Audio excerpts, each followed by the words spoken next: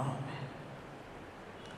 ప్రభునందు ప్రియమైన వారలారా, ఫిలిప్పీ 4వ అధ్యాయము 21 నుంచి 23 వచనాలు మన యొక్క ధ్యాన వాక్యంగా ఈ దినం ఉండగా, ఈ యొక్క భాగంలో ఒక మాట మరి రిపీటెడ్గా వచ్చినట్లుగా మనం గమనించగలం. అదేంటంటే పరిశుద్ధులు అనేటటువంటి మాట 21వ అధ్యాయంలో వచనంలో ఉంది, 22వ వచనంలో 2 సార్లు ఈ మాట వ్రాయబడి ఉంది.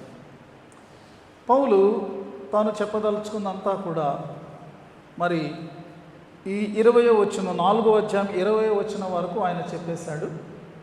ఇప్పుడు ఆయన ఏం చేస్తున్నారంటే తుది పలుకులుగా మరి అక్కడ ఫిలిప్పీ సంఘానికి ఎవరెవరైతే తమ శుభములను వందనములను తెలియచేస్తున్నారో వారందరి పక్షంగా పౌలు ఇక్కడ పత్రికలో వాటిని వ్రాస్తూ ఉన్నాడు.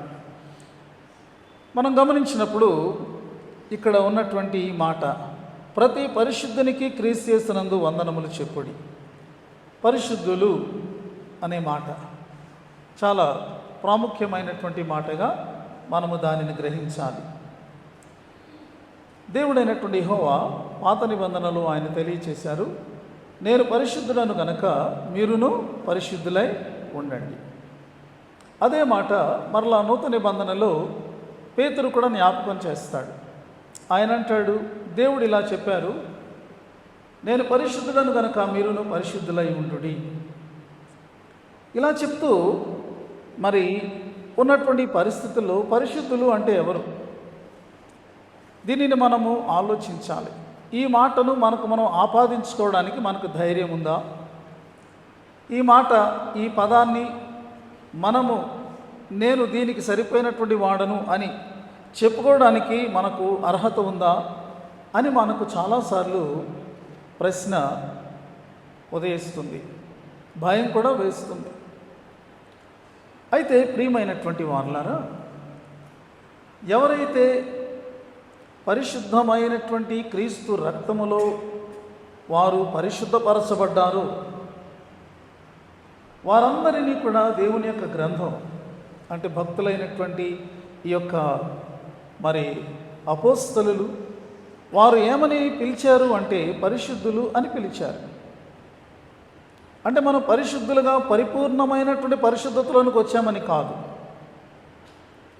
పరిశుద్ధపరచబడిన వారమై పరిశుద్ధత అనేటటువంటి ఈ యొక్క కోర్సులో మనము కొనసాగుతున్నటువంటి వారంగా ఉన్నామన్నమాట.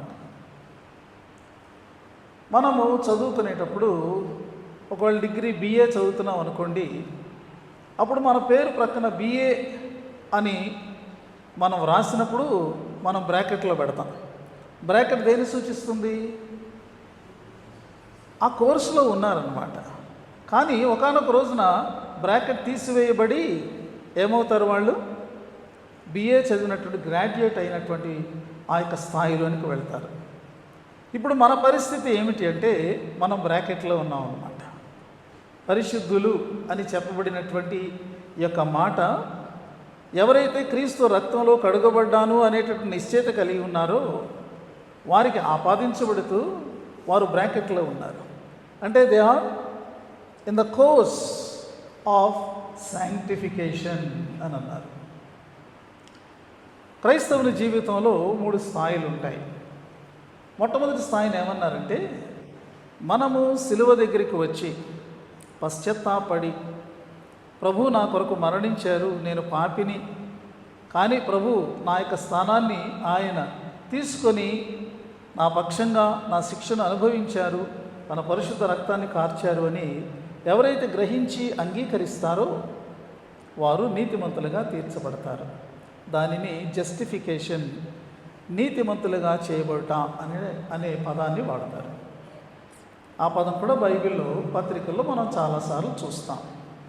రెండవది ఏంటంటే, అలాగ నీతిమంతులుగా చేయబడిన నాట నుండి ఆ వ్యక్తి తన యొక్క కడ ఊపిరి తీసుకునే వరకు లేదా ప్రభు వచ్చే వరకు ఆ రెండవ స్థితిని లేకపోతే స్థాయిని ఏమన్నారంటే పరిశుద్ధపరచబడుట అని అన్నారు. దానిని ఇంగ్లీష్లో శాంక్టిఫికేషన్ అని అన్నారు. మూడవది ఏంటంటే, ఒకసారి ప్రభు వచ్చిన తర్వాత, ప్రభువును కలుసుకున్న తర్వాత ఒక విశ్వాసి లేకపోతే పరిశుద్ధపరచబడినటువంటి వాడు పొందే స్థితిని ఏమంటారంటే గ్లోరిఫికేషన్ అని అంటారు. అంటే దేవుడు తన మహిమలోనికి అతనిని ఆయన చేర్చుకున్నారన్నమాట. కాబట్టి ప్రతి విశ్వాసి కూడా ఇప్పుడు ఏ మరి పాయింట్లో ఉన్నారంటే శాంక్టిఫికేషన్ అనే పాయింట్లో ఉన్నారు. అంటే పరిశుద్ధపరచబడుట అనేటటువంటిది. కానీ దైవ గ్రంథాన్ని మనం చూసినప్పుడు ఈ డిగ్రీని మనకు ముందే ఇచ్చేశారు. పరిశుద్ధుడు లేకపోతే పరిశుద్ధత పొందినటువంటి ఒక స్త్రీ లేకపోతే ఒక సహోదరి అనేటటువంటిది ముందే ఇచ్చేశారు. కానీ that is with in brackets. ఈ యొక్క బ్రాకెట్లో ఉన్నటువంటి స్థితిలో ఉన్నటువంటి వ్యక్తి ఏంటంటే తను ఏ కోర్సులో ఉన్నాడో ఆ కోర్సు మీద తన మనస్సును పెట్టి చక్కగా దాన్ని అభ్యాసం చేసుకొని అందులో అతడు ఆ జ్ఞానాన్ని పొంది లేకపోతే ఆ యొక్క స్థాయిని పొంది దానిని పూర్తి చేసుకోవలసిన వాడుగా ఉన్నాడు. ఒకవేళ అందులో పూర్తి చేసుకోకపోతే ఇన్కంప్లీట్, అతనికి ఆ యొక్క గ్రాడ్యుయేషన్ సర్టిఫికేట్ రాదు. అదే రీతిగా మనమందరము కూడా ఇప్పుడు క్రీస్తు రక్తము వలన పరిశుద్ధపరచబడినటువంటి వారందరూ కూడా క్రీస్తు యొక్క వాక్యము చేత ఎప్పటికప్పుడు వారు పవిత్రులు కావలసినటువంటి వారుగా ఉన్నారు. అందుచేత వ్రాయబడింది, నిర్మలమైన వాక్యమును ఉదకము చేత స్నానము చేసిన వారమై అనే మాట హెబ్రీ పత్రికలో వ్రాయబడి ఉంది. దేవుని వాక్యం ఎలాంటిది అంటే అది నిర్మలమైనటువంటి నీటి వంటిదన్నమాట. అంటే మనలను పరిశుద్ధపరిచి మన ప్రతి మలినాన్ని తొలగించగలిగినటువంటి ఒక స్వచ్ఛమైనటువంటి జలము లాంటిదన్నమాట. ఎప్పుడైతే దానితో మన ఆత్మను మనము కడుక్కుంటామో మనము ఎప్పటికప్పుడు పవిత్రులమవుతూ ఉంటాము. పవిత్రులమవుతూ మనం చేస్తున్నటువంటి మనం ఎక్కడైతే బలహీనపడుతున్నామో, ఎక్కడైతే మలినమవుతున్నామో, లేకపోతే ఎక్కడైతే పడిపోతున్నామో వాటి మీద మనము జయము పొందుతూ మరలా మనం దాని వెనుక రాకుండా మనము మరి ఈ యొక్క పరిశుద్ధతలో మనము ఎదుగుతూ ఉన్నటువంటి స్థితి, దానినే మెచ్యూరిటీ అని అంటారు. క్రైస్తవ పరిపక్వమైనటువంటి స్థితి. ఎప్పుడైతే దైవ వాక్య జ్ఞానం మనలో పెరుగుతుందో మనం దేనిని చేయాలి, దేనిని చేయకూడదు, దేనిని మనం మాట్లాడాలి, దేనిని మనం మాట్లాడకూడదు, దేనిని మనం అంగీకరించాలి, దేనిని మనము అంగీకరించకుండా ఉండాలి, వీటన్నిటిలో కూడా మనకు ఆ యొక్క జ్ఞానోదయం అవుతుంది. దానివలన మనము మరి ఈ యొక్క పరిశుద్ధతలో మనం ఎదగగలుగుతాం. ఇంగ్లీష్ బైబిల్లో అయితే సెయింట్స్ అనే మాట వాడబడింది. సాధారణంగా సెయింట్ అనే మాట మనము క్రైస్తవ లోకంలో చూస్తే చనిపోయినటువంటి వారికి దానిని వాడతారు. అది కూడా వాళ్ళు ఎంతో గొప్ప జీవితాన్ని జీవించి ఎన్నో గొప్ప కార్యాలు దేవుని కొరకు చేసినటువంటి వారుగా గుర్తించబడినట్టయితే వారికి సెయింట్హుడ్ అనేది ఇస్తారు. సెయింట్ అంటే పరిశుద్ధత. కాబట్టి మరి అది క్రైస్తవ లోకంలో ఉంటే, అలా ఉంటే బైబిల్ ఏమంటుందంటే నిజమైన క్రైస్తవ విశ్వాసి వారు ఎవరైనా సరే వారందరూ కూడా పరిశుద్ధత అనే కోర్సులో వెళ్తున్నారు అని ఉంది. చాలామంది ఏమంటారంటే మేము క్రైస్తవులమే కానండి, విశ్వాసం కాదండి, మేము క్రైస్తవులమే కానండి, పరిశుద్ధత అంటే అది కాదండి మేము. మరి దేవుడు కోరుతుంది అదే. దేవుడు మనను పిలిచింది ఆ యొక్క మరి స్థితిలోనికి. ఒక వాక్యంలో వ్రాయబడింది, మన పరిశుద్ధులుగా ఉండుటకు మనం పిలువబడ్డామట. ఇంకొక వాక్యంలో వ్రాయబడింది, పరిశుద్ధత లేకుండా ఎవడు దేవుణ్ణి చూడలేడు అని వ్రాయబడి ఉన్నది. అంత ఇంపార్టెన్స్ ఈ యొక్క పరిశుద్ధత అనేటటువంటి దానికి ఉన్నది అని మనం గమనించుకోవాలి. కాబట్టి మనం బలహీనులమే, అందులో ఏ విధమైన సందేహం లేదు. మనం ఒకవేళ తప్పిపోతున్నామేమో, పడిపోతున్నామేమో, ఇవన్నీ కూడా వాస్తవాలే. కానీ నేను బలహీనుణ్ణి అని చెప్పి అస్మానం మనము ఆ బలహీనతలకే మనం విలువిస్తే బలం పొందకుండా ఉంటే ఎలా? ప్రభునందు, ప్రభు యొక్క కృపయందు బలవంతుడు కమ్ము అని వాక్యం రాయబడింది. నిన్ను బలపరిచే కృప అక్కడ సిద్ధంగా ఉండగా బలహీనతనే ఎందుకు ఎంచుకోవాలి మనం? కాబట్టి ప్రియమైనటువంటి వారులారా, ఇది ఒక నిజ విశ్వాసి లేకపోతే నిజముగా క్రైస్తవునిగా మరి జీవిస్తున్నటువంటి వ్యక్తి యొక్క స్థితి ఏంటంటే పరిశుద్ధుడు అనేటటువంటి. ఫిలిప్పీ సంఘంలో అన్ని రకాలైనటువంటి వారు కూడా ఉన్నారు. కానీ పౌలు వారిని ప్రతి పరిశుద్ధునికి క్రీస్తునందు వందనములు అని అంటున్నాడు. ఎంత గొప్ప పదం వాడబడింది కదండి. ఎంత గొప్ప గౌరవం క్రీస్తును విశ్వసించిన వారికి ఇవ్వబడింది. లోకంలో మంచివాళ్ళు అని చెప్పుకునే వాళ్ళు ఉండొచ్చు, కానీ పరిశుద్ధులు అని పిలువబడే సమూహం ఏది కూడా లేదండి. చాలా మంచివాళ్ళండి, చాలా కరెక్ట్గా ఉంటారండి, చాలా నైతికంగా ఉంటారండి అనేటటువంటి మాటలు మనం వింటాము మనుషుల గురించి. కానీ పరిశుద్ధులు అని పిలువబడే సమూహము క్రైస్తవ సంఘం మాత్రమే. ఇది దేవుడు తన సంఘానికి ఇచ్చినటువంటి ఆ యొక్క గొప్ప స్థానము, గొప్ప గౌరవము అని మనం తెలుసుకోవాలి. దీనిని మన వ్యక్తిగత జీవితంలో మనము నిలవబెట్టుకోవలసినటువంటి వారంగా ఉన్నామని ఈరోజు మనం తెలుసుకుంటున్నాం. ఎంత మంచి విషయంతో లేకపోతే గొప్ప సత్యంతో పౌలు తన యొక్క పత్రికను ముగిస్తున్నాడు గమనించారు. ఓ క్రైస్తవ, నీ స్థితి ఏంటి? నీ స్థితి పరిశుద్ధమైన స్థితిగా ఉండాలి. తరువాత ఇక్కడ మనం గమనిస్తే, ఇక్కడ ఫిలిప్పీలో ఉన్నటువంటి వారు పరిశుద్ధులే, పౌలుతో ఉన్నటువంటి సహోదరులు అంటే నాడు చెరసాల్లో పౌలుకు హెల్ప్గా ఉన్నటువంటి వారు పరిశుద్ధులే. అలాగే కైసరు ఇంటిలో ఉన్నటువంటి వారు అంటే రోములో ఉన్నటువంటి వారు పరిశుద్ధులే.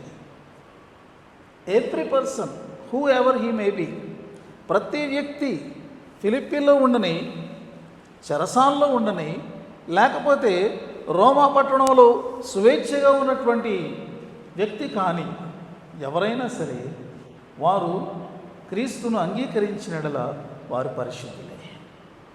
ఈ పరిశుద్ధత అనేటటువంటిది ఒక ఐక్యతను కలిగించేటటువంటి ఒక శక్తిగా ఉన్నది. ఇందులో కులానికి కానీ, మతానికి కానీ, లేకపోతే ఒక వర్గానికి కానీ, ఒక వర్ణానికి కానీ, ఒక ప్రాంతానికి కానీ ఏ విధమైనటువంటి ప్రాధాన్యత లేదు. ఆ విధమైనటువంటి భేదము ఏది కూడా లేదు. బైబిల్ గ్రంథం ఏమని సెలవిచ్చింది? అందరూ పాపము చేసి దేవుడు అనుగ్రహించి మహిమను పొందలేకపోతున్నారు. అందరూ అంటే ఇప్పుడు చెప్పిన లిస్టులో ఉన్న వాళ్ళందరూ, అంతే కదండి. ఒక కులం వాళ్ళు పాపం చేయకుండా మహిమ నుంచి పడిపోకుండా ఉన్న వాళ్ళు ఎవరిని ఉన్నారా? ఒక మతం వాళ్ళు ఎవరిని ఉన్నారు? ఒక వర్గం వాళ్ళు ఎవరిని ఉన్నారు? ఒక వర్ణం వాళ్ళు ఎవరిని ఉన్నారు? ఒక ప్రాంతం వాళ్ళు ఎవరిని ఉన్నారు? లేదు లేదు. Everybody, all have sin. క్రీస్తు మానవాళిని ప్రేమించి ఆయన ఈ లోకంలోనికి వచ్చి శిలువ త్యాగం చేసినప్పుడు, ఆయన వారిని పవిత్రులుగా చేసినప్పుడు ఈ భేదాలు ఏమీ లేవు. మనం కూడా ఈ భేదాలకు ప్రాధాన్యత ఇవ్వకుండా మనము దేవునికి ప్రాధాన్యత ఇవ్వగలిగితే అది ఎంత శ్రేష్టమో. చాలాసార్లు నేడు క్రైస్తవ సంఘంలో కూడా ఇవి ప్రాధాన్యత కలిగి ఉండడం వల్ల సంఘం అది చీలిపోతూ ముక్క చెక్కలవుతూ ఉన్నటువంటి పరిస్థితి మనం చూస్తున్నాం. That is the reality. ఈ వాస్తవికతను మనం ఒప్పుకొని తీరాల్సిందే. అయితే ఇక్కడ మనం బైబిల్లో చూస్తున్నాం, వాళ్ళు ఎక్కడ ఉన్నా సరే, వాళ్ళ బ్యాక్గ్రౌండ్ ఏదైనా సరే, ఇప్పుడు వాళ్ళందరూ కూడా క్రీస్తునందు పరిశుద్ధులై ఉన్నారు అనేటటువంటిది. ప్రియమైనటువంటి వారలారా, మనము 23వ వచనంలో 2వ భాగంలోకి వచ్చినప్పుడు ఇక్కడ మనకు ఒక ఆసక్తికరమైనటువంటి సత్యం బయలుపడింది. అదేంటంటే, ముఖ్యముగా కైసర్ ఇంటి వారిలో ఉన్న పరిశుద్ధులు మీకు వందనములు చెప్పుచున్నారు అంటున్నాడు. కైసర్ ఇంటిలో ఉన్నటువంటి వారికి ఫిలిప్పీ సంఘం గురించి ఎలా తెలుసు అంటే, పౌలు వారితో ముచ్చటిస్తున్నప్పుడు దేవుని సంగతులు లేకపోతే దేవుని కార్యాలను గురించి ముచ్చటిస్తున్నప్పుడు ఖచ్చితంగా ఆయన తెలియజేసినటువంటి విషయం ఏంటంటే, అయ్యా, ఫిలిప్పీ అనేటటువంటి పట్టణం ఉంది కదా, మీ అందరికీ కూడా తెలుసు, నేను దేవుని యొక్క ఆత్మ వల్ల నడిపింపబడి ఆ పట్టణంలోనికి నేను వెళ్ళాను. అక్కడికి వెళ్ళినప్పుడు ఇదిగో ఇలాంటి సంఘటనలు జరిగాయి. అక్కడ లూదియా అనేటటువంటి ఒక సహోదరి, ఆమె మొట్టమొదటిగా క్రీస్తుని అంగీకరించి తన కుటుంబంతో సహా బాప్తిస్మం పొందింది. అలాగే పుతోనును దయ్యం పడినటువంటి ఒక బానిస పిల్ల, ఆమె యేసుక్రీస్తు నామములో దాని నుండి విడుదల పొందింది. అయితే ఆమె యజమానులు లాభం పోయిందని మమ్మల్ని పట్టుకొని కొట్టి చెరసాలలో వేశారు. అర్ధరాత్రి వేళ చీకటిగా ఉంది, మేము దేవుని స్తుతిస్తున్నాం. ఆ సమయంలో భూకంపం కలిగింది. మొత్తం తలుపులన్నీ తెరుచుకుపోయాయి, సంఖ్యలన్నీ కూడా ఊడిపోయాయి. చెరసాల నాయకుడైతే తను చంపుకోవాలని అనుకున్నాడు. కానీ మేము అక్కడే ఉండి అతన్ని వారించాము. అతడు వెంటనే యేసుక్రీస్తును తెలుసుకొని అతని ఇంటి వారు కూడా రక్షణ పొందారు. ఇప్పుడు అక్కడ బలమైన సంఘం ఉంది, ఎంతో మంచి సంఘం ఉంది అని చెప్పి ఉంటాడు ఖచ్చితంగా. వారు ఫిలిప్పీ సంఘాన్ని గురించినటువంటి వివరాలు, ఫిలిప్పీ సంఘంలో ఉన్నటువంటి క్రైస్తవుల యొక్క మంచి క్రైస్తవ జీవితం, వారి యొక్క భక్తి, వారి యొక్క విశ్వాసం, సువార్తలో పౌలుకు వాళ్ళు ఎలాగా మరి సహకారులుగా ఉన్నారో ఆ విశేషాలు, అలాగే పౌలు యొక్క అవసరతలు వాళ్ళు ఏ రీతిగా తీరుస్తున్నారో ఆ విషయాలు వాళ్ళు విన్నప్పుడు, ఈ రోములో ఉన్నటువంటి క్రైస్తవులు విన్నప్పుడు వాళ్ళు చాలా ఉత్తేజం పొందారు, చాలా ప్రోత్సాహాన్ని పొందారు, వారు చాలా స్ఫూర్తిని పొందారు. పొంది, అయ్యా నువ్వు ఎప్పుడైనా వారికి పత్రిక రాస్తే ఇదిగో మేము కూడా వారికి వందనాలు తెలియచేస్తున్నామని మీరు తప్పకుండా వ్రాయండి అని అన్నారు. ఇక్కడ ఉన్నటువంటి వారు ఫిలిప్పీ సంఘంలోని క్రైస్తవులు ఒకళ్ళు కూడా ఎరగరు, వారి ముఖాలు తెలియవు. కానీ వారి మనస్సుల్లో ఈ యొక్క పౌలు చెప్పినటువంటి ఈ యొక్క చరిత్ర వలన వారి మనస్సుల్లో ఫిలిప్పీ సంఘం మీద ఎంత ఉన్నతమైన అభిప్రాయం ఏర్పడింది, ఎంత వారు ఆ యొక్క సంఘ విషయంలో వారు ఎంత ఒక గొప్ప అభిప్రాయాన్ని వారు కలిగేటట్టుగా ఏర్పడింది. ప్రియమైనటువంటి వాళ్ళరా, మనం ఆలోచించుకోవాలి, మన సంఘం గురించి బయట ఎలాంటి మరి సాక్ష్యం ఉన్నది, మన సంఘం గురించి ఇతరులు చెప్పగలిగేటటువంటి మాటలు ఏంటి,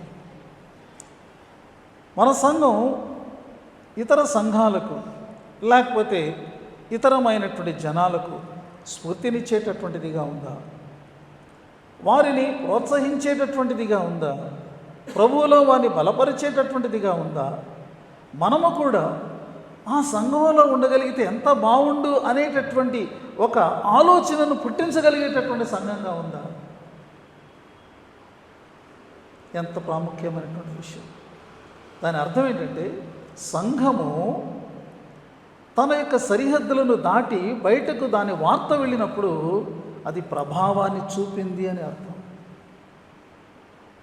ఫిలిపియన్ చర్చ్ వాజ్ సో ఎఫెక్టివ్, ఎంత ప్రభావవంతమైనటువంటిదిగా ఉంది. దాని గురించి విన్నటువంటి వాళ్ళు ప్రేరణ పొందుతున్నారు దేవునిలో. అందుచేత వాళ్ళు కేవలం వినేసి ఒక కథలా వినేసి ఓహో అలాగా అని అనకుండా వాళ్ళు ఏమన్నారంటే, అయ్యా ఎప్పుడైనా మీరు వారికి ఏదైనా పత్రిక వ్రాసినా కబురు పెట్టినా ఇదిగో మా యొక్క వందనాలు మేము వాళ్ళకి చెప్తున్నామని వ్రాయండి అని అన్నారు. అంటే వాళ్ళు ఆత్మీయమైన స్థితిలో ఫిలిప్పీ సంఘంతో కూడా కనెక్ట్ అయి ఉండాలని అనుకున్నారన్నమాట. చూసారా, ఈ యొక్క దైవికమైనటువంటి విషయంలో, దేవుని యొక్క విషయంలో వారు ఫిలిప్పీ సంఘంతో ఒక చక్కని సంబంధాన్ని వాళ్ళు ఏర్పరచుకున్నటువంటి వారుగా ఉన్నారన్నమాట. అది క్రీస్తులో ఉన్నటువంటి గొప్ప విషయం. అది క్రైస్తవ సంఘం యొక్క సాక్ష్యం యొక్క ప్రభావము, బలము అని మనము తెలుసుకుంటూ ఉన్నాం. ఇంకొక విశేషాన్ని మనం ఇక్కడ చూస్తాం. అదేంటంటే కైసరు ఇంటి వారిలో పరిశుద్ధులు ఉన్నారు. కైసరు ఇంటి వారిలో చాలామంది నిజమైనటువంటి విశ్వాసులు, నిజమైనటువంటి క్రైస్తవులు ఉన్నారు.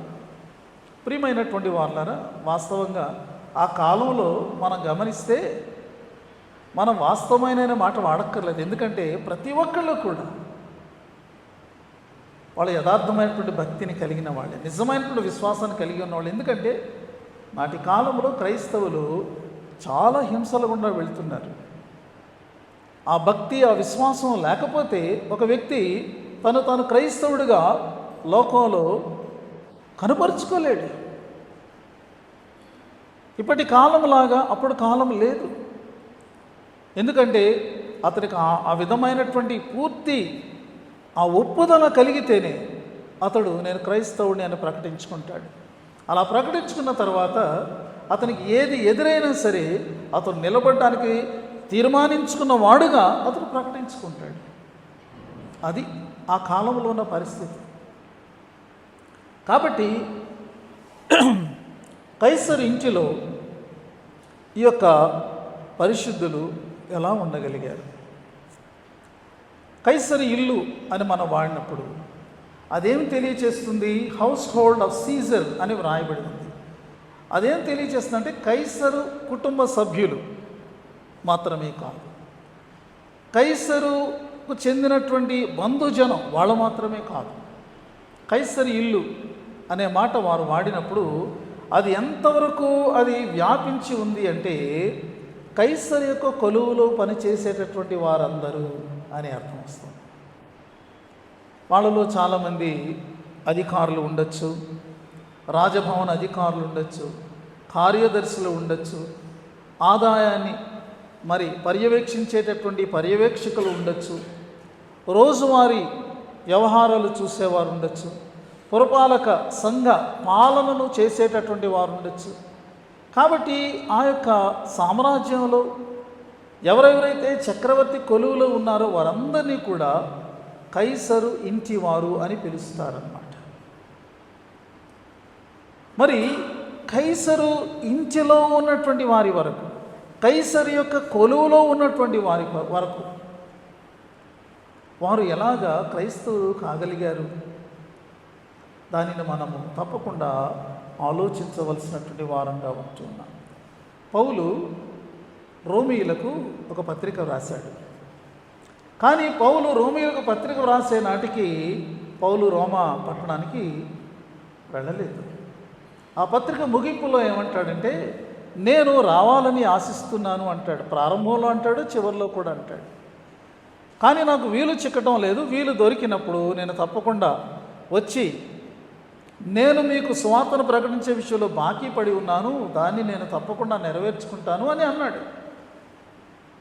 అంటే దాని అర్థం ఏంటంటే పౌలు రోమా పట్టణానికి వెళ్ళక మునిపే అక్కడ కొంతమంది క్రైస్తవులు ఉన్నారు, లేకపోతే క్రైస్తవ సంఘం ఉంది అని మనం అర్థం చేసుకోవచ్చు. కానీ ఇప్పుడు పౌలు ఒక ఖైదీగా రోమా పట్టణంలో చెరసాల్లో ఉన్నాడు. అతను ఫ్రీగా బయటికి వెళ్ళి సమాజ మందిరాల్లో కానీ, సంత వీధుల్లో కానీ, లేకపోతే ఇతరమైన స్థలాలలో సువార్తను ప్రకటించేటటువంటి అవకాశం అతనికి లేదు. అతడు చెరసాలలో బందీగా ఉన్నాడు. అది పరిస్థితి. అయితే పౌలు ఎప్పుడైతే రోమాకు వచ్చాడో చెరసాలలో ఉన్నప్పటికీ కూడా క్రైస్తవ సంఘం చాలా బలం పొందుకుంది. క్రైస్తవ మరి ఈ యొక్క సువార్త అది వ్యాప్తి చెందడం, మరింత బలంగా వ్యాప్తి చెందడం జరిగింది. ఈ విషయాలు మనకు ఎలా తెలుస్తాయి అంటే మనం మొదటి అధ్యాయంలోనికి వెళ్తే 12, 13, 14 వచనంలో వ్రాయబడినటువంటి ఈ విషయాలు మనం చదువుకోవచ్చు. మొదటి అధ్యాయము 12, 13, 14. సహోదరులారా, నాకు సంభవించినవి సువార్త మరి ఎక్కువగా ప్రబలముగుటకే సమకూడేనని మీరు తెలుసుకొని కోరుచున్నాను. ఎలాగనగా నా బంధకములు క్రీస్తు నిమిత్తమే కలిగినవని ప్రేతోర్యమును సేనలోని వారికి అందరికీ తక్కిన వారికి అందరికీ స్పష్టమాయను. మరియు సహోదరులైన వారిలో ఎక్కువ మంది నా బంధకముల మూలముగా ప్రభువునందు స్థిర విశ్వాసము గలవారై నిర్భయముగా దేవుని వాక్యమును బోధించుటకు మరి విశేషముగా ధైర్యం తెచ్చుకునేది. పౌలు బంధకాలు దేవుని యొక్క పనిని ఆపలేదు. ఆయన ఏమంటున్నాడంటే సువార్త మరి ఎక్కువగా ప్రబలమగుటకే ఈ బంధకాలు నాకు కలిగినవని నాకు అర్థమైంది అని అంటున్నాడు. అంటే బంధకాలు కూడా అవి సువార్త వ్యాప్తికి ఉపయోగపడినట్లు మనం చూస్తున్నాం. అలాగే ప్రబలమొగుట అనేటటువంటి మాట అదేంటంటే, నేను ఈ ప్యాసేజ్ని ధ్యానం చేసినప్పుడు నేను మీకు చెప్పాను, మరలా జ్ఞాపకం చేస్తున్నా. ప్రబలమొగుట అంటే అర్థం ఏంటంటే, సైన్యము అది చాలా వేగంగా బలంగా ముందుకు కొనసాగుతూ ఉన్నప్పుడు ఏది అడ్డు ఉంటే ఆ అడ్డును అది ఛేదించుకుని వెళ్ళిపోవడం అనమాట. ప్రబలమొగుట అనేటటువంటి ఆ మాటకు మూల పదం అలాంటి అర్థాన్ని ఇస్తూ ఉన్నది.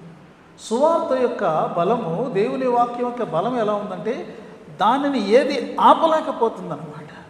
అది ప్రతి అడ్డును చీల్చుకొని ప్రతి ఆటంకాన్ని కూడా విరగొట్టి మార్గము చేసుకుంటూ అది ముందుకు వెళ్ళిపోతుందన్నమాట. ఎంత గొప్ప సంగతి. అలాగే పౌలు ఏమంటున్నాడు, ఇదిగో నేను ఈ యొక్క చెరసాలలో ఎందుకు నేను ఖైదీగా ఉన్నానో ప్రేతోరియం అనేటటువంటి సేనలోని వారందరికీ కూడా తెలిసింది. అంటే పౌలు యొక్క కైసర్ యొక్క బాడీ గార్డ్స్ ఉంటారు, అంగరక్షకులు ఉంటారు. వారి వరకు కూడా ఈ విషయం తెలిసిందంట. ఆ చెరసాల్లో పలానా నెంబర్ సెల్లో ఉన్నటువంటి ఖైదీ ఉన్నాడు చూసారా, అతనేం నేరం చేయలే, అతనేదో తప్పు చేసి వచ్చినటువంటి వాడు కాదు. అతడు ఒక విశ్వాసాన్ని బట్టి ఉన్నాడు. ఆ విశ్వాసం క్రీస్తునందు కలిగి ఉన్నాడు. ఆ విశ్వాసాన్ని అతను ప్రకటిస్తున్న కారణంగా అతన్ని పట్టుకుని వేశారంతే. అతను నేరస్తుడు కాదు. అయితే ఆ క్రీస్తు కొరకు అతడు దేనినైనా భరించడానికి సిద్ధంగా ఉన్నాడు. మా అందరికి కూడా ఆ క్రీస్తు గురించి చెప్పాడు, మాకెంతో గొప్పగా అనిపించింది అని ఈ ప్రేతోరియం అనే సేనలో ఉన్నటువంటి వారు ఒకరితో ఒకరు చెప్పుకోవడం మొదలుపెట్టారు. ఎంతమంది సైనికులు ఉంటారు? పౌలు ఎన్ని సంవత్సరాలు ఉన్నాడు అక్కడ. కాబట్టి సైనికులు మారుతూ ఉంటారు. మారుతూ ఉన్నప్పుడు వచ్చిన ప్రతి క్రొత్త సైనికుడికి కూడా పౌలు ఈ యొక్క సువార్తను చెబుతూనే ఉన్నాడనమాట. అనుదినము రక్షణ సువార్తను ప్రకటించండి అని మనము కీర్తనలో చదువుకున్నాం కదా. ఆ రీతిగా పౌలు అనుదినము కూడా తనకు తారసపడే ప్రతి నూతన సైనికుడికి, లేకపోతే తనను దర్శించడానికి వచ్చే ప్రతి క్రొత్త వ్యక్తికి కూడా ఈ సువార్తను ప్రకటిస్తూనే ఉన్నాడు. పౌలు ఈ పనిని చెరసాలలో ఉండి చేస్తుంటే బయట ఉన్నటువంటి సహోదరులు చాలా ధైర్యం తెచ్చుకున్నారు. చెరసాలలో ఉండి మరి ఏ నేరము చేయకుండా శిక్షను అనుభవిస్తున్నటువంటి పౌలే అంత గొప్పగా, అంత బాధ్యతగా, అంత భారంగా సువార్తను ప్రకటిస్తుంటే బయట ఉన్నటువంటి మనము ప్రకటించొద్దా? వాళ్ళకి ధైర్యం వచ్చింది, వాళ్ళకి శక్తి వచ్చింది. కాబట్టి వారు నిర్భయముగా దేవుని వాక్యాన్ని బోధించడానికి విశేషమైన ధైర్యం తెచ్చుకున్నారు. ప్రియమైనటువంటి వాళ్ళారా, మనం దీన్ని గమనిస్తే మనకు అర్థమవుతుంది ఏమిటి అంటే, సిలువ యొక్క శక్తి ఆ యొక్క ప్యాలెస్ వరకు కూడా వెళ్ళింది. ఎక్కడి నుంచి అంటే ప్రిజన్ నుంచి. From prison to palace.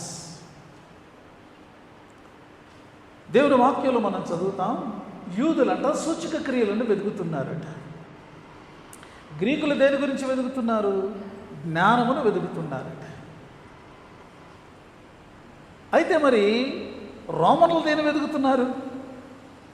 రోమన్లు అధికారాన్ని, శక్తిని వెతుకుతున్నారు. ఎప్పటికీ కూడా మేమే ప్రపంచాన్ని పాలించాలి, ఎప్పటికీ మా సామ్రాజ్యం ఉండాలి, మా సామ్రాజ్యం విస్తరించాలి. అదే వాళ్ళ యొక్క ధ్యేయంగా మనము చరిత్రలో చూస్తాము. కానీ ఇప్పుడు ఆ అధికారానికి మించినటువంటి అధికారం, ఆ శక్తికి మించినటువంటి శక్తి ఇక్కడ కనబడుతూ ఉన్నది. ఒకప్పుడు ఈ యొక్క రోమన్ ప్రభుత్వమే యేసుక్రీస్తును సిలువ వేయడానికి ఆ పిలాతు అతడు ఆ శిక్షను విధించాడు. ఒక బలహీనుడైనటువంటి గలిలీయుడిగా నాడు ఆ యొక్క రోమా ప్రభుత్వము యేసుని చూసింది. ఎవి గలిలియన్, ఏ కార్పెంటర్ ఫ్రమ్ గ్యాలిలీ, ఒక వడ్రంగం చేసుకునేటటువంటి వాడు గలిలీయుడు అని అనుకున్నారు.